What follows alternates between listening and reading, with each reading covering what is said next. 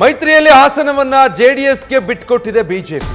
ಆದ್ರೆ ಹಾಸನದಲ್ಲಿ ಪಟ್ಟು ಸಡಿಲಿಸ್ತಾ ಇಲ್ಲ ಪ್ರೀತಂ ಗೌಡ. ದೇವೇಗೌಡರ ಕುಟುಂಬದ ವಿರುದ್ಧ ಮಾಜಿ ಶಾಸಕ ಜಿದ್ದು ಸಾಧಿಸ್ತಾ ಇದ್ದಾರೆ. ಕಾರಣ ವಿಧಾನಸಭಾ ಚುನಾವಣೆಯ ಸೋಲು.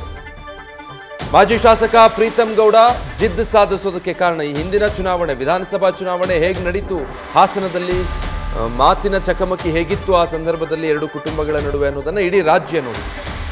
ಸೊ ಈಗ ಆ ಜಿದ್ದನ್ನ ಮುಂದುವರಿಸ್ತಾ ಇದ್ದಾರೆ. ಆ ಕಾರಣಕ್ಕೆ BS ಯಡಿಯೂರಪ್ಪ ಕೂಡ ಕಿವಿ ಮಾತು ಹೇಳಿದ್ದಾರೆ ಪ್ರೀತಂ ಗೌಡ್ರಿಗೆ.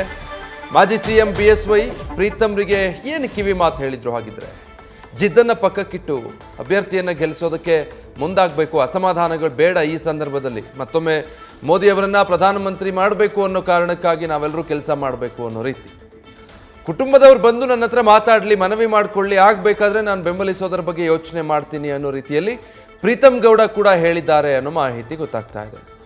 ಅಂದರೆ ಈ ಹಿಂದೆ ವಿಧಾನಸಭಾ ಚುನಾವಣೆ ಪ್ರಚಾರದ ಸಂದರ್ಭದಲ್ಲಿ ದೇವೇಗೌಡರು ಒಂದು ಹೇಳಿಕೆ ಕೊಟ್ಟಿದ್ರು. ಅದರಿಂದ ಪ್ರೀತಂ ಗೌಡರಿಗೆ ಬಹಳ ಸಿಟ್ಟಾಗಿತ್ತು.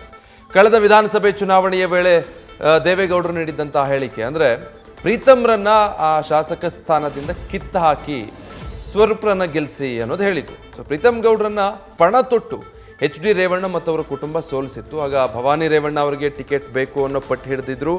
ಆಮೇಲೆ ಸ್ವರೂಪ್ ಪ್ರಕಾಶ್ರಿಗೆ ಟಿಕೆಟ್ ಕೊಟ್ಟು JDS ತನ್ನ ಅಭ್ಯರ್ಥಿಯನ್ನು ಗೆಲ್ಲಿಸ್ಕೊಂಡಿತ್ತು. ಇದೇ ಕಾರಣಕ್ಕೆ ತಮ್ಮ ಪಟ್ಟನ್ನು ಸಡಿಲಿಸದೆ ಈಗ ಅದೇ ಜಿದ್ದನ್ನ ಪ್ರೀತಂ ಗೌಡ ಮುಂದುವರಿಸ್ಕೊಂಡು ಬರ್ತಾ ಇದ್ದಾರೆ. ಇದೇ ಕಾರಣಕ್ಕೆ ಎರಡೂ ಕುಟುಂಬಗಳ ನಡುವೆ ಇರುವಂತಹ ವೈಮನಸ್ಸು, ರಾಜಕೀಯ ವೈರತ್ವ, ಅವರ ಜಿದ್ದನ್ನ ಸಡಿಲಿಸೋದಕ್ಕೆ ಸಾಧ್ಯ ಆಗ್ತಾ ಇಲ್ಲ. ಇಡೀ ಕುಟುಂಬದ ಸದಸ್ಯರು ಬಂದು ತಮ್ಮ ಬೆಂಬಲವನ್ನು ಕೋರಬೇಕು. ಆಗಬೇಕಾದ್ರೆ ನಾನು ಬೆಂಬಲ ಕೊಡೋದ್ರ ಬಗ್ಗೆ ಯೋಚನೆ ಮಾಡ್ತೀನಿ ಅಂತ ಪ್ರೀತಂ ಗೌಡ ಪಟ್ಟು ಹಿಡಿದಿದ್ದಾರೆ. ದೇವೇಗೌಡರ ನೇತೃತ್ವದಲ್ಲಿ ಮೊಮ್ಮಗ ಪ್ರಜ್ವಲ್ ಬರಬೇಕು, ಇದು ಪ್ರೀತಂ ಗೌಡರ ಆಗ್ರಹ.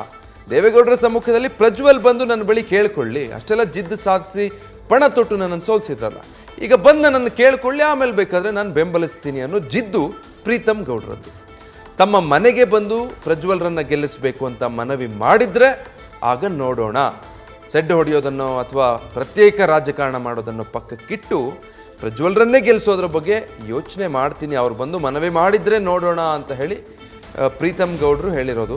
BSY ಕೂಡ ಅದಕ್ಕೆ ಅವ್ರಿಗೆ ಕ್ಲಾಸ್ ತಗೊಂಡಿದ್ದಾರೆ. ಪ್ರೀತಂ ಗೌಡರಿಗೆ BSY ಕರೆ ಮಾಡಿದ್ದಾರೆ.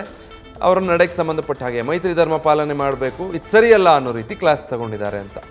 ಸ್ವತಂತ್ರ ಅಭ್ಯರ್ಥಿಯಾಗಿ ಪ್ರೀತಂ ಗೌಡ ಅವರ ಆಪ್ತ ಕಿರಣ್ ಕುಮಾರ್ ಸ್ಪರ್ಧೆ ಮಾಡ್ತಾ ಇರೋದಕ್ಕೂ ಕೂಡ BSY ಗರಂ ಆಗಿದ್ದಾರಂತೆ. ಆ ಬಗ್ಗೆ ಕೂಡ ಪ್ರೀತಂ ಗೌಡರ ಬಳಿ ಮಾತಾಡಿದ್ದಾರೆ. ನರೇಂದ್ರ ಮೋದಿ ಅವರು 3ನೇ ಬಾರಿಗೆ ಪ್ರಧಾನಮಂತ್ರಿ ಆಗಬೇಕು, ನಮ್ಮ ಕೆಲಸ ಅದಾಗೋ ಹಾಗೆ ಮಾಡೋದು. ಅಮಿತ್ ಶಾ ಮೋದಿಯವರೇ JDS ಜೊತೆಗೆ ದೆಹಲಿ ಹಂತದಲ್ಲೇ ಮೈತ್ರಿ ಮಾಡ್ಕೊಂಡಿದ್ದಾರೆ, ಇದು ರಾಜ್ಯದ ಹಂತದಲ್ಲೇನಾಗಿರೋದಲ್ಲ.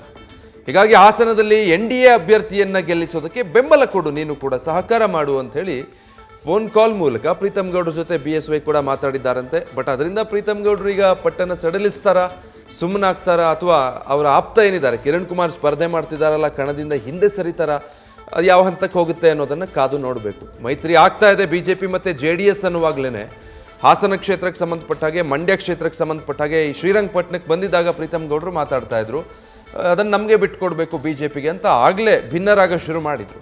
ಬಟ್ ಮೈತ್ರಿ ಎಲ್ಲ ಅಂತ್ಯ ಆಯಿತು. ಹಾಸನ JDS ತೆಕ್ಕೆಗೆ ಅನ್ನೋದು ಆಯಿತು, ಇತ್ತ ಮಂಡ್ಯ ಕೂಡ JDSಗೆ ಅನ್ನೋದು ಆಯಿತು. ಅದಾದಮೇಲೆ ಈಗ ಅಸಮಾಧಾನ ಹಾಗೆ ಮುಂದುವರಿಸಿದ್ದಾರೆ. ನ್ಯೂಸ್ ಫಸ್ಟ್ ನಿರ್ಭೀತಿಯಿಂದ ನಿಮ್ಮ ಪರವಾಗಿ.